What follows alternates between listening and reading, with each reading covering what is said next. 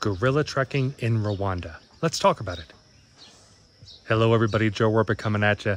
And I am on my last day in Rwanda, and let me just tell you, this experience has been amazing. Tanzania was great. Rwanda is on a whole nother level.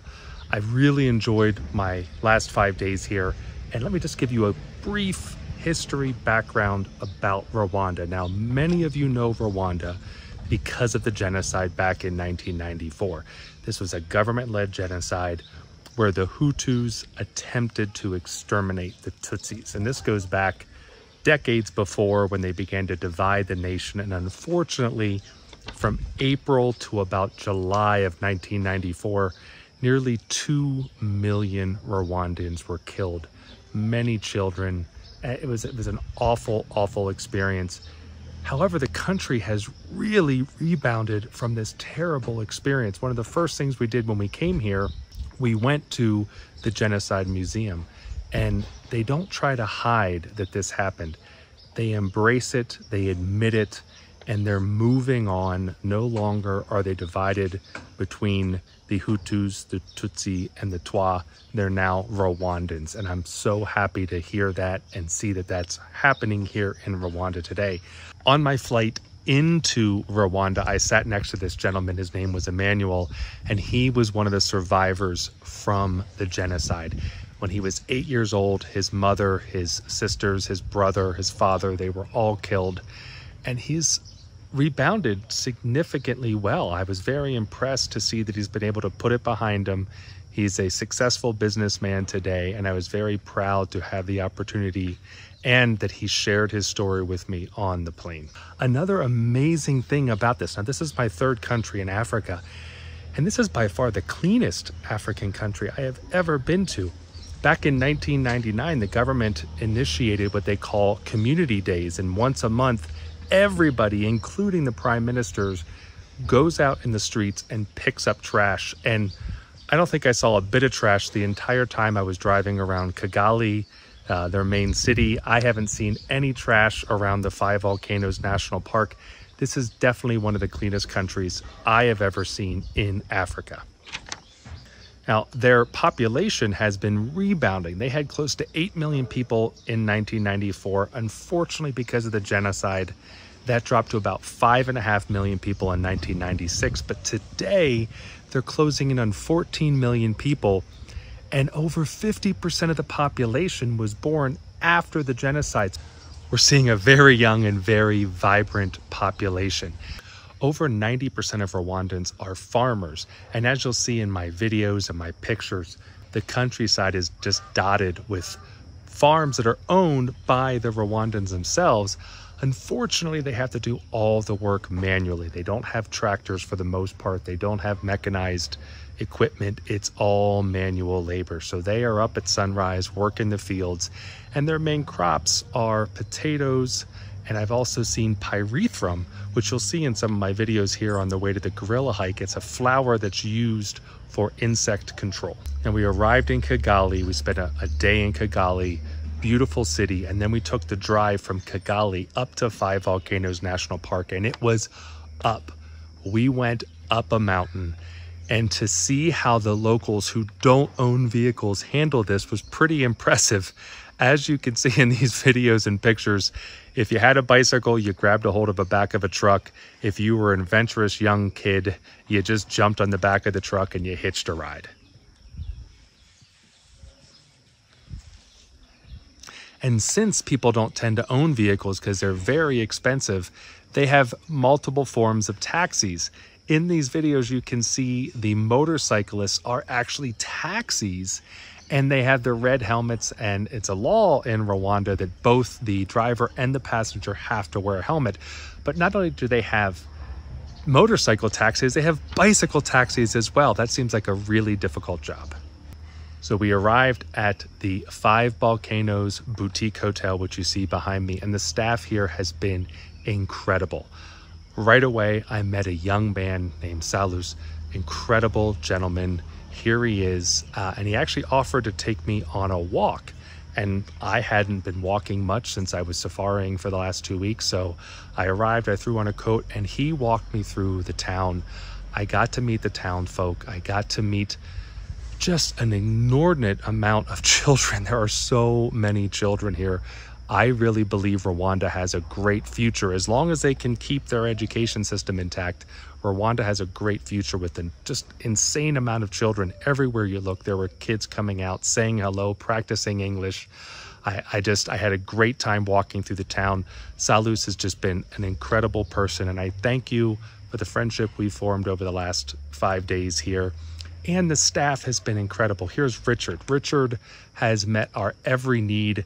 Every morning at breakfast, lunch, and dinner, he is there making sure that we are taken care of. So if you are going to do guerrilla trekking in Rwanda, I highly recommend you stay at the 5 Volcanoes Boutique Hotel. So in order to do the guerrilla trekking, you got to get up early. Our wake-up call was at 5:30. We were out of here by 6:30, and the drive up the mountain to the briefing area, they allow 91 people a day to purchase a permit. These are not cheap permits. They're running at $1,500 per person per day to be able to go up into the mountains and see the gorillas. So as you can see here, we got our briefing from our guide, Jolie. And let's learn a little bit about the family that we are going to visit today, the Agacious. We are going to visit a family called Agasha. Yes. So I was saying, I'm going to tell you the story about the family we are going to visit. In 2002, the leading silverback was Monane. He was the only silverback in the family. And Monane gets sick. The second one was a blackback. Then after that, Monane passed away. So when there is one silverback in the family, that one is happy. Because once when there is no one to challenge him, there is no one to cheat him, he's happy, but it's not good for the family.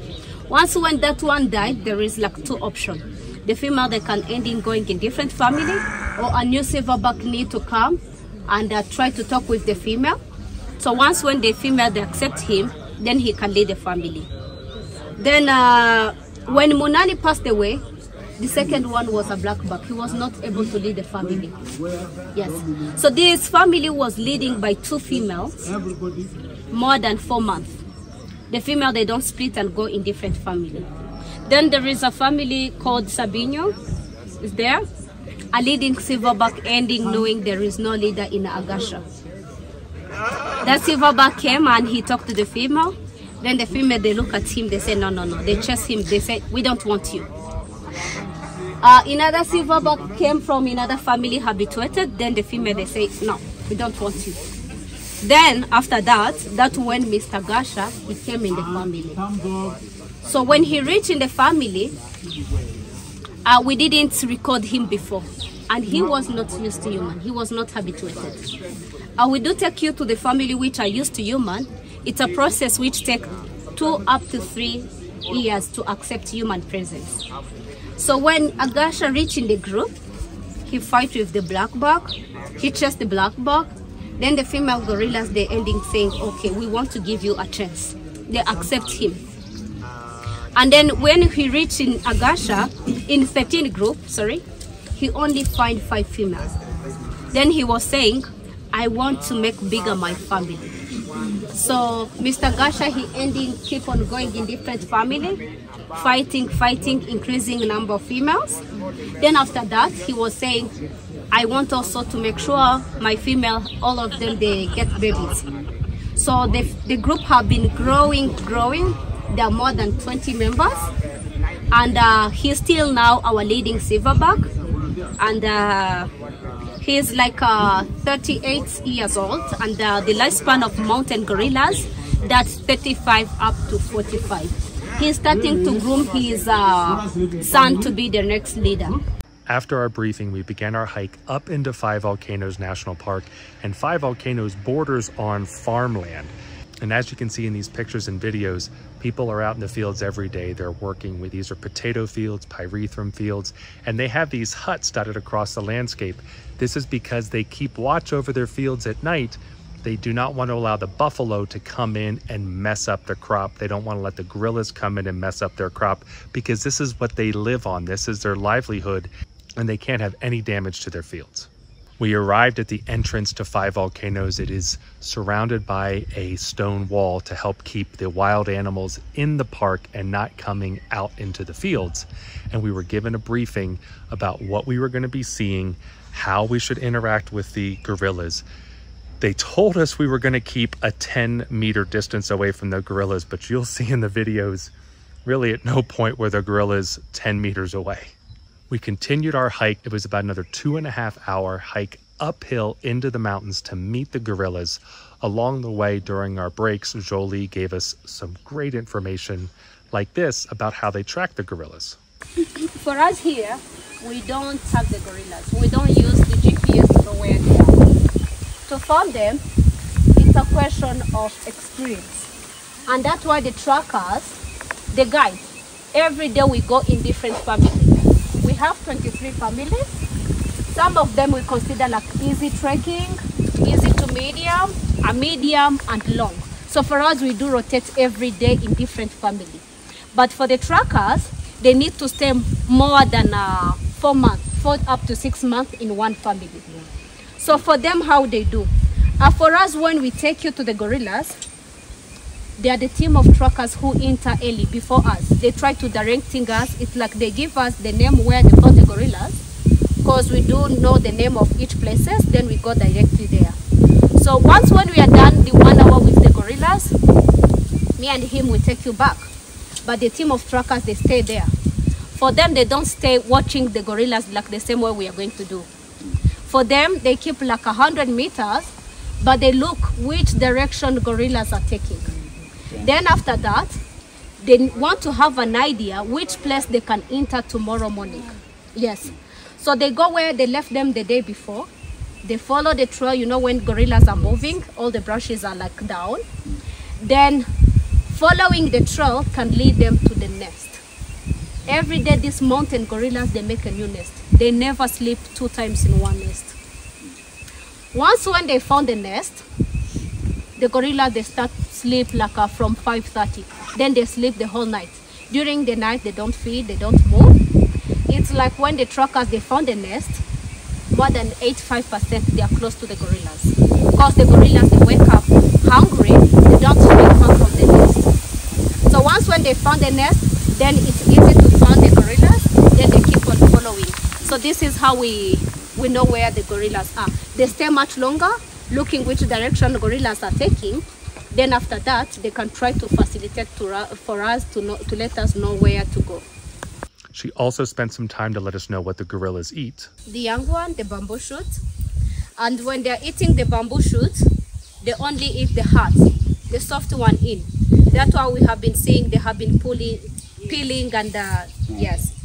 Then if you remember in morning, I have been saying they eat 15% of their weight, and the silverback can eat 30 kilos a day.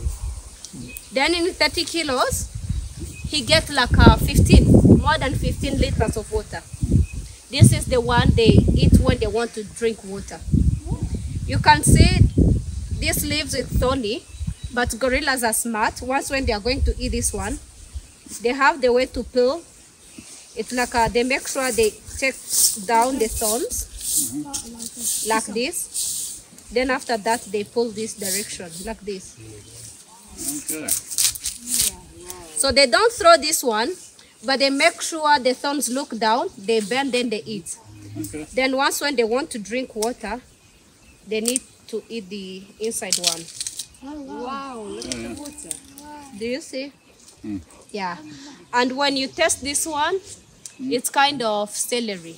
And most importantly, how you speak gorilla. So here is a lesson on how to talk to gorillas. So we make that noise when we get close to the trackers. We never enter to, yes. When we get to the trackers, before we take you close to Agasha family, we need to make that noise. It's kind of, we are letting them know we came in peace. Yes. Yes, it's like a, yes, Christine. Yes. So it's kind of like we came in peace, may we join you? Then these gorillas, once when they are feeding, they don't have the time to respond. They keep quiet. In that time, for us, we consider like a good answer. Then we can take you nearby, then we can start the visit. So once when they are not feeding, they have to answer, then they need to pick one of the two. They can say,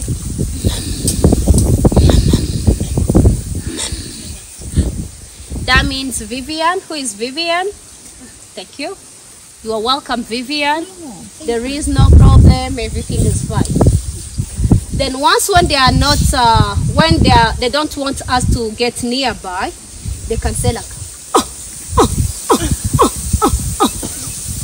that's a warning. In that time, you need to stand still. Okay. You don't need to make any more steps to get close to them. Okay. Maybe in between us, there is some gorilla food, then they don't want us to get nearby their food. They can ending thinking we are going to eat their food, or they don't want us to step on their food. So once when you hear, you stand still, you wait for Jolie and Epa to let you know what to do. Maybe we can ask you to move back. Maybe we can ask you to squat down and avoid the eye contact. Or you can hear both of us trying to negotiate with them. You ask again. Yeah, it's like when we check that we don't find any gorilla food. In that time we negotiate. Yeah. Sometimes she or he can change his mind, then he can keep quiet. But then we'll have to leave. As it happened, then we leave. No, we don't leave. Right. But if he keep on saying, in that time, we need to take you to different individuals. You know, we are going to meet them in their home range. The only thing we have to do is to listen and to obey to the gorillas. If this individual, he don't want us to come nearby, in that time we can take you to the second one. Now, typically, what happens during your gorilla trek is you'll encounter a family. They're going to be laying around, maybe they're eating, maybe they're relaxing, and you're going to sit there for an hour. There won't be any excitement. You'll interact with the gorillas at a distance, and then you'll go on your way.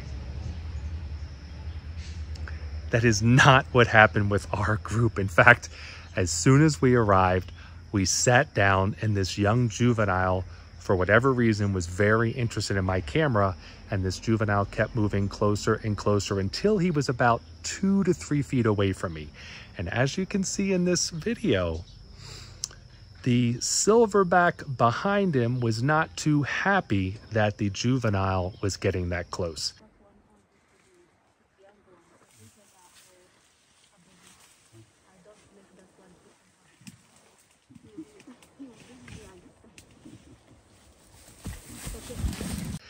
I must say, I just about lost it when that silverback charged me. That's not supposed to happen. And in fact, he wasn't charging me. He felt there was some danger to his child. He wanted to make sure he was protected, but that's not what I expected when we went on our trek. Right after the silverback grabbed the juvenile, we heard a very loud commotion behind us. And what we found out was a lone silverback had decided to come and explore this family and got into a fight with one of the other 2 silverbacks. So now the situation we're in is we have a lone silverback behind us, the family in front of us, and you'll see here the gorillas kept moving back and forth, and they were not 10 meters, they weren't 3 feet, they weren't even 6 inches away from us.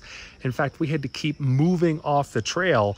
It was a lot of excitement. It was a lot of what we felt as danger as the gorillas ran back and forth to protect their flanks, to make sure the females were taken care of. It's coming, it's okay.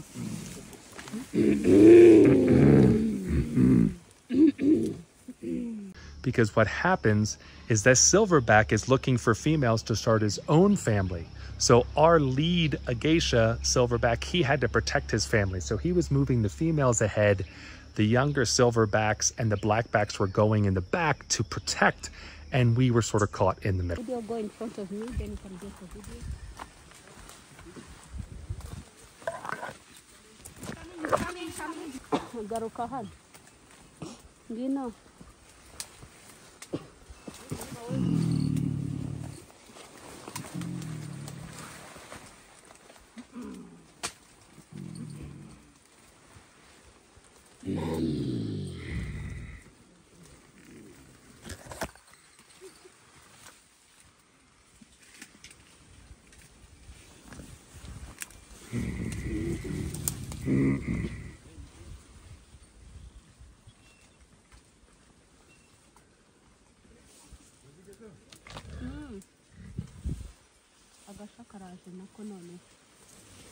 Move up, everyone.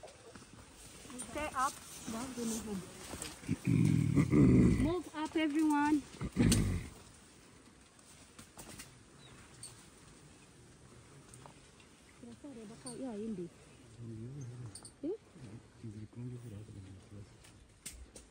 Move up, give to Agasha.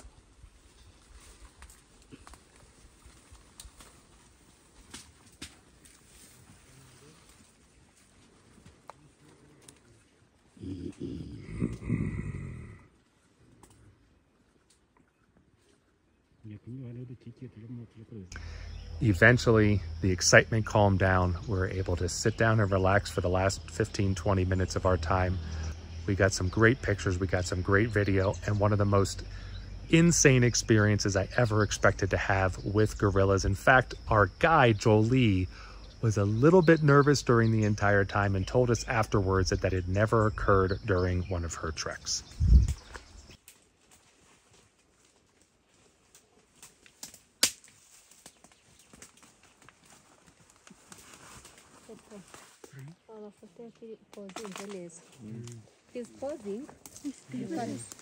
So if you're looking for adventure, if you're looking for excitement, if you're looking to see a country that is on the verge of prosperity, I highly recommend coming to Rwanda, staying at the 5 Volcanoes Boutique Hotel, going up and seeing gorillas. Now, when we were done with the gorilla hike, the next day we got to go and see golden monkeys, which are endemic to the 5 Volcanoes National Park.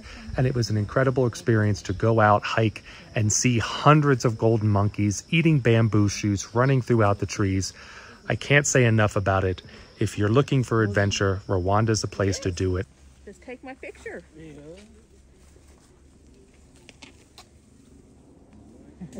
Take it off, then I'll walk in front of you.